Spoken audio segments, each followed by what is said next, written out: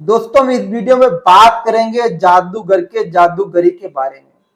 और दूसरा, बिहार में आज की डेट में कौन चुनाव जीत रहा, जीविका दीदी का बारे में, और नीतीश कुमार के 20 साल के कार्यकाल में सबसे निचले स्तर के राजनीति के बारे में, और एनडीए किस तरीके से फंस गया है, इस सारी चीजों पे हम बात करेंगे। कृपया आप लोग वीडियो में बने रहें।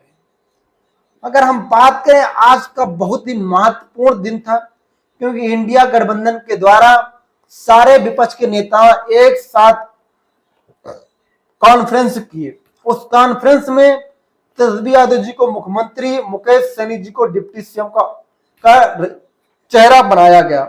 लेकिन वही सबसे बड़ी बात माने तो राहुल गांधी जी ने जिस तरीके से इंडिया गठबंधन को मजबूत करने के लिए अपनी सीटें, अपने लोगों को मनाया, और कांग्रेस के सबसे महत्वपूर्ण नेता, आज की डेट में मुख्यमंत्री या प्रदेश लेवल के जो भी नेता हैं, सबसे सुलझे और स्वच्छ छवि के नेता अशोक गहलोत जी, राजस्थान के पूर्व मुख्यमंत्री, जिसकी योजनाओं की तारीफ पूरे हिंदुस्तान में होती है।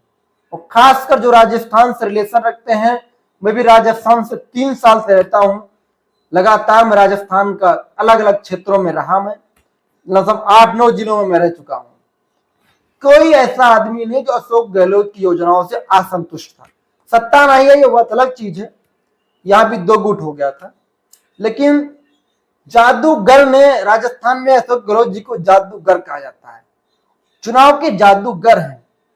जादूगर ने जिस तरीके से इस टिपिकल चीज को बहुत ही अच्छे कम शब्दों में अशोक गहलोत जी ने इस बात को समझा दिया और लोग मान गए।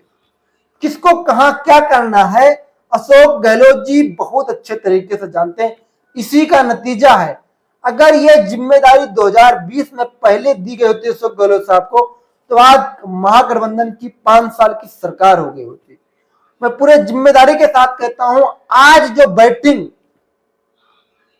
इंडिया गठबंधन के लोग कर रहे हैं तेजस्वी यादव जी के पिच पे, उसी पिच पे बीजेपी को लाके खड़ा कर दिया। जो योजनाएं हैं, चाहे 30,000 जीविका दीदी की या हर घर सरकारी नौकरी की, ये बहुत अच्छी योजनाएं हैं। ये धरातल पे मुझे लगता है उतर जाएंगी, क्योंकि तेजस्वी यादव जी जो बोलते हैं वो करते हैं। क्योंकि तेजस्वी यादव जी ने इससे पहले भी कहा था कि जुबान के हम कच्चे नहीं हैं, उम्र के भले हम कच्चे हो सकते हैं। कोई आए ना आए, तेजस्वी जी आएंगे, ये सदन में कहा था। ये बिल्कुल आते हुए नजर आ रहा है, क्योंकि एनडीए के सारे प्रत्याशी अपने काम की बात नहीं कर रहे हैं, सिर्फ तेजस्वी यादव की बात कर रहे हैं। ये कह रहे हैं कि कॉन्फ्रेंस में तेजस्वी यादव जी का चेहरा नजर आया। जब विपक्ष, जो इंडिया गठबंधन के प्रत्याशी हैं, उनके मुख्य घटक के नेता दल हैं, उनको कोई दिक्कत नहीं है। अब दिक्कत किसको है? जिसको किसी प्रकार की बीमारी नहीं है, वो दवा क्यों खाएगा? बीमारी जिसको है, दवा वही खाएगा। बीमारी किसको है, किस चीज की बीमारी है, ये सभी हमारे यूजर समझ रहे हैं। क्योंकि इंडिया गठबंधन में जिस तरीके से बातें सुलझा ली गई, अभी एनडीए में बातें सुलझी नहीं है, क्योंकि कॉन्फ्रेंस अभी किसी तरीके से साझा कॉन्फ्रेंस नहीं हुआ। प्रेशर है, दबाव है, देने के लिए बहुत कुछ है।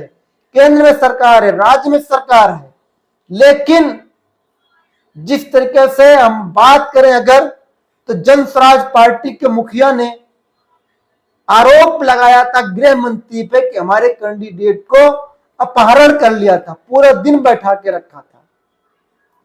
लेकिन याद रखना होगा कि एनडीए के गठबंधन के लोगों को इस चीज को याद रखना होगा, इंडिया गठबंधन को, महागठबंधन को 4-5 चीजों से लड़ना पड़ेगा। नंबर 1, सरकारी तंत्रों से, सरकारी एजेंसियों से, ईडी सीबीआई से भी, और न्यूज तंत्रों से, और इंडिया गठबंधन महागठबंधन में घुसे आरएसएस माइंडेड लोगों से। यही नहीं, विपक्ष के कुछ पार्टी ऐसी भी हैं जो उनसे भी लड़ना पड़ेगा, खासकर बीजेपी और एनडीए के लोगों से तो बाद में लड़ना पड़ेगा, क्योंकि ये पहले से परास्त हो चुके हैं। क्योंकि 20 साल में इनको अपना कोई मुद्दा नहीं मिल पा रहा है, मुद्दा चुनाव लड़ने का, क्योंकि सारे लोग वही जंगल राज जंगल राज जंगल राज लगा रखे हैं। अब कुछ लोग तस्वीर खोज रहे हैं तेजस्वी जी की, इस बात का घबराहट अभी से लग गया। रिजल्ट तो 14 नवंबर को आएगा, लेकिन समस्या अभी से इनको पैदा होने लगी है। आप लोग कमेंट के माध्यम से बताइए, क्या अशोक गहलोत इस नैया को पार कर पाएंगे? राहुल गांधी जी मिलके, तेजस्वी यादव जी, लालू प्रसाद यादव जी मिलके? अभी तो मेन खेला बाकी है। जिस दिन से पीडीए के जननायक महाजननायक पहुंचेंगे बिहार में, खेला उस दिन ही पलट जाएगा। आप लोगों को क्या राय है? कमेंट के माध्यम से जरूर बताएं।